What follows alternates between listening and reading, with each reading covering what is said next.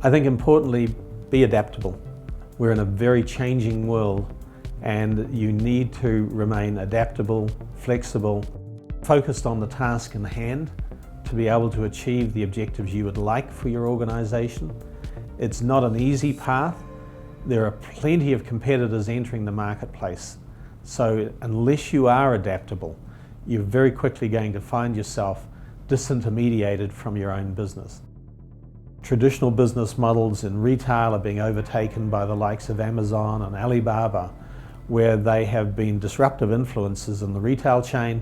Does it mean that an organisation can't participate in that? The answer to that is obviously, of course they can, but they need to adapt quickly, otherwise they're taken out of the game and replaced by someone else.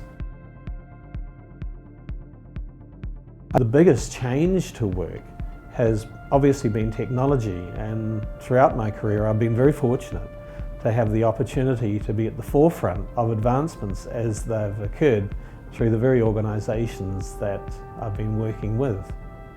So I started out as an industrial chemist, didn't like that, got into the pharmaceutical industry, and at one point was in the electronics industry. So saw the launch of the first personal computers in New Zealand, and then saw the arrival of fax machines, the advancement of photocopying, and then the morphing of effectively photocopying into what you now see today with PDF. Technology has been the main driver, and of course the biggest driver in change has been the mobile telephone. Some times past you needed to retain and remember information, and these days fairly much everything you would want to know is in this little box. Currently I'm involved in the medical industry. We market a very sophisticated ultrasound machine.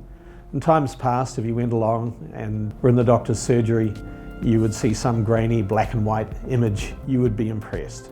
These days you see images in high quality Doppler that are in colour, that are highly enhanced, but there's an important feature that's coming into this, and that's artificial intelligence.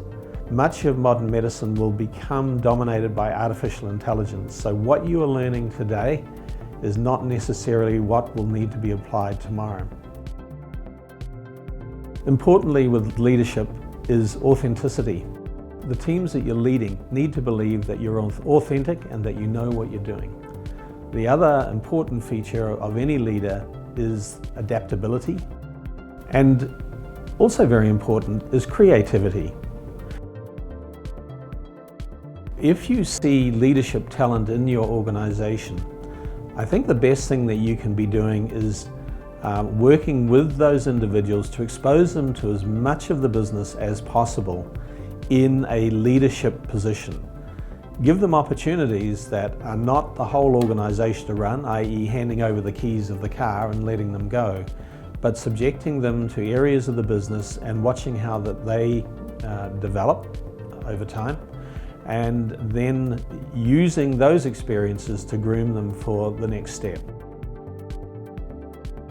Artificial intelligence has got the ability to do things faster, cheaper, more effectively, more accurately than we have ever imagined.